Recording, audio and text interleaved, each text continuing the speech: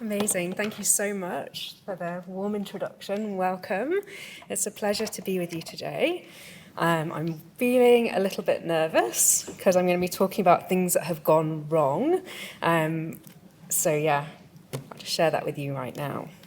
But it's exciting and a great privilege to work on highly innovative and collaborative projects. Really exciting things happen all the time, but really challenging things are just part and parcel of that process. So today I'm going to share most of my experience that I'm going to share today is based on my role within Sniffer, where I was for over a decade, and have kind of lots to share around the challenges and successes of collaborative projects. My role at LSE is more recent. I joined in November, so it's going to be a lighter touch overview of where we're going with the Zurich Alliance and what we hope to do in the years ahead. So, zooming to Scotland, over about a 10-year period, I was involved in establishing locally led place-based climate adaptation initiatives across the country. Those of you who are familiar with climate policy in the UK will know that adaptation policy in the UK as a whole and Scotland has stalled. But some of the bright lights and the areas of progress that are happening, albeit limited, are happening at the subnational level, where groups of organisations, businesses and communities are working together to be proactive, to take proactive action to adapt to climate change. And that's what made this work, in my mind, innovative. It was about addressing future risk proactively rather than waiting for a crisis and reacting. I certainly agree that crisis events create those windows of opportunity, but we want to be in a place where we're actually facing up to the challenges that we know are with us now and will be with us in future. There were cross-sector, multi-partner collaborations, often massive groups of local authorities alongside health boards, nature agencies, private sector communities. They were focused on pooling their resources, be that funding, expertise and time. And ultimately, each of them challenging the status quo in different ways. Sometimes that was about embedding climate action into regional economic policy. In other cases, it was about challenging existing power dynamics around whose voices mattered and who was heard in the space of deciding how we respond to the challenge of increasing resilience and adapting to climate change. So I wanted to share just a couple of lessons about, or just stories, I suppose, about the challenge of building support for these initiatives. Political support was really important, a really important part of making these initiatives a reality and setting them up for impact. But that's really something that's really challenging. We know it's challenging to get political support for climate action over long, sustained periods of time. One of the things that we found particularly helpful at Sniffer in making progress in that space was actually co-developing with partners really compelling visions of what climate ready, of what well-adapting could look like. Thinking about how those visions could deliver multiple co-benefits and developing them in a language that was simple and easy to understand. That doesn't mean downplaying the risks that we face or trying to pull the wool over anyone's eyes about the level of challenge we face because of climate change, but it means providing something hopeful and inspirational about where we can go in future. We found that really powerful in actually connecting with political leaders and enabling them to actually front and demonstrably lead from the front on this topic. This photo here was taken in 2016, the publication of the Edinburgh Adapt City Adaptation Vision and Action Plan. It's at Salisbury Crags, just near the Scottish Parliament, for anyone that knows the city. And why I chose this photo is because those two ladies in the middle are political opponents. One was the Minister for Climate Change Environment with the SNP at the time, since retired, and one was the former leader of City of Edinburgh Council with the Labour Party. You wouldn't normally find them happily posing for a photo opportunity together, or really happily together in any context. But here they were, fronted up, and that just tells you about the journey we went on to build that kind of political support. But it's not been plain sailing to get that level of support across all of these areas. I had a particularly challenging moment maybe 10, 15 years ago where I was working on secondment in a major region of Scotland for maybe a year and a half to build support for one of these initiatives. And I had the opportunity to present to all of the council leaders and the chief executives in this region all in one go to try and really gain their support for a shared regional initiative that made sense on paper but that didn't have that political weight behind it.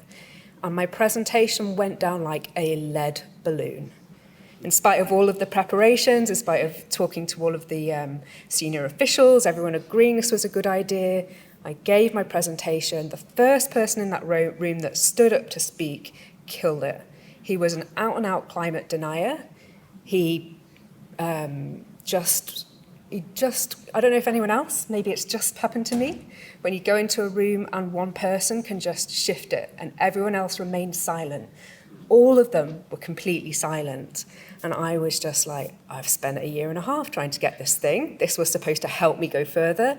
Is everyone else in the room now actually changed their mind? Those who were warmed up, have they now gone cold? Disaster.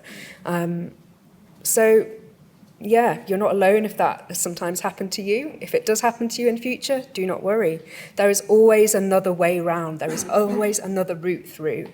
And in that case, I had some chats in the lunchtime to just, find out what the others were thinking, to put my mind a bit at rest about how this was going. And we got that project through. We had to go through different routes. It took us a while longer. But in the end, that initiative did establish. It went on to deliver one of Europe's most progressive transformational adaptation strategies and action plans. We got there in the end. And it can be a similar story with securing senior level buy-in and investment political support. So not in the political side, but in the operational side. Naturally, senior leaders are resistant to change. They need to see that we should move beyond business as usual.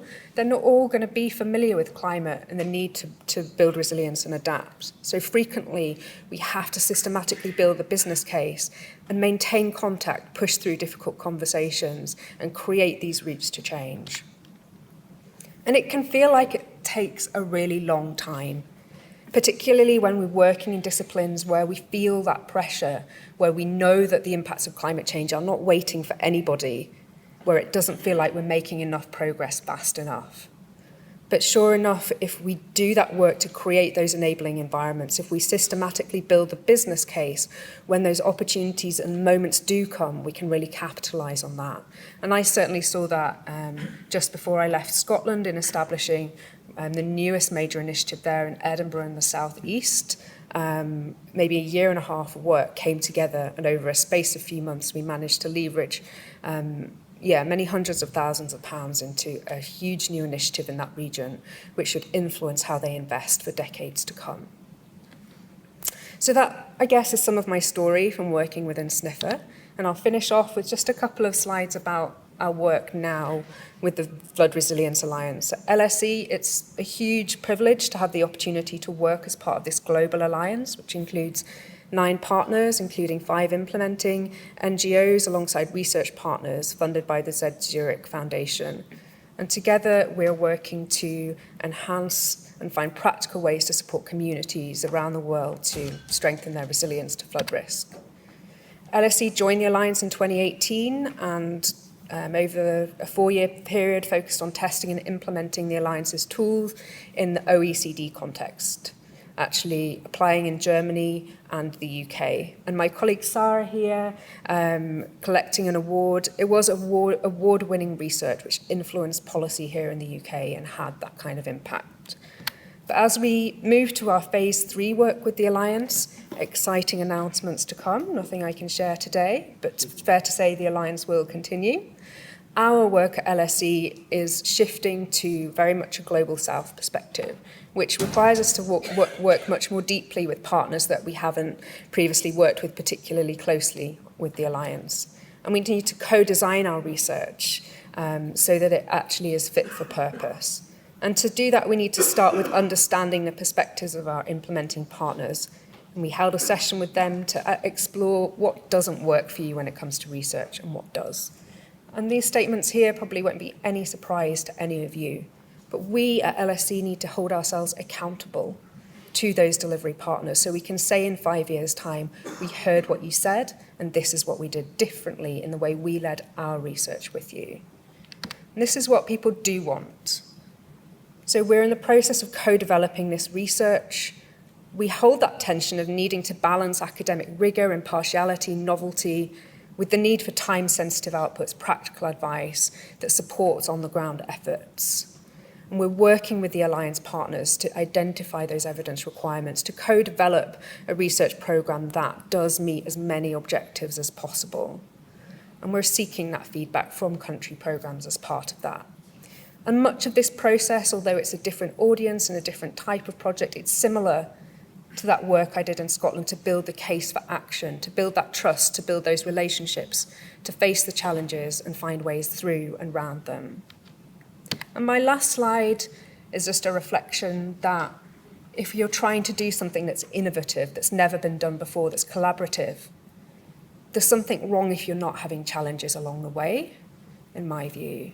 Actually, conflict is inevitable. It's how we manage and work through those conflicts that matter. So I'll finish there.